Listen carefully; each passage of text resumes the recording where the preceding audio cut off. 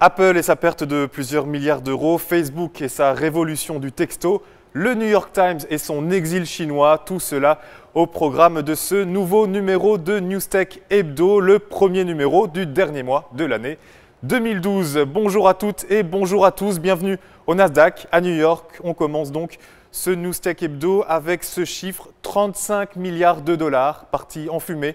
Comme ça, en quelques heures, voilà la mésaventure, et encore, le mot est faible, arrivé aux actionnaires d'Apple ce mercredi. Le groupe à la pomme a vu son titre chuter de 6,43% en une seule séance, une perte de 47 $ par action, de 35 milliards de dollars en tout et pour tout, soit près de 30 milliards d'euros. Alors, comment expliquer un tel gouffre? Eh bien, deux raisons. Tout d'abord, les parts de marché d'Apple qui dominent, c'est vrai, mais qui dominent de moins en moins. Ces parts de marché sont sous la menace de Google et son système Android. Et puis ensuite, ce contrat perdu par le géant américain, un contrat qui devait lier son iPhone 5 à China Mobile, le numéro 1 des télécoms en Chine. Seulement voilà, China Mobile a finalement choisi de distribuer le nouvel appareil de Nokia. Du coup, la pomme devient de plus en plus pourrie. Apple a un peu moins, vient en 3 mois de perdre 23% de sa valeur, soit, accrochez-vous bien, 150 milliards de dollars en termes de capitalisation boursière. Un autre géant des technologies s'est illustré cette semaine, Facebook, le réseau social et son milliard de membres.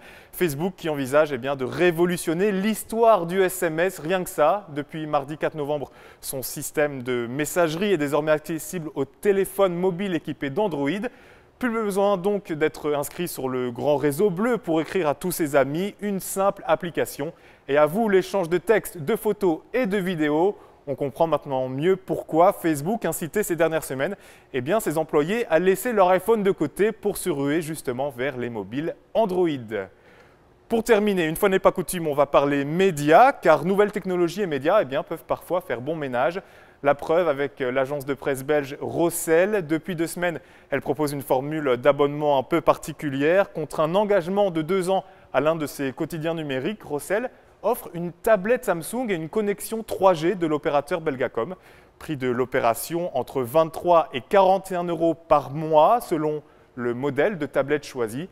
Cela va de la Galaxy Tab 7 pouces à la Galaxy Note 10,1 pouces, des produits habituellement vendus entre 200 et 600 € l'unité.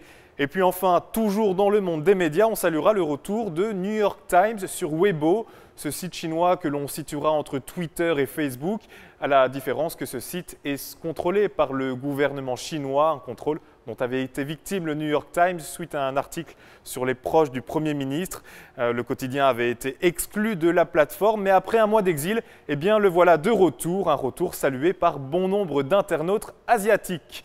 Voilà, c'est sur cette bonne nouvelle que se termine Newstech Hebdo. J'espère que vous serez à nouveau au rendez-vous la semaine prochaine pour un nouveau numéro. Encore une fois, depuis le Nasdaq à New York.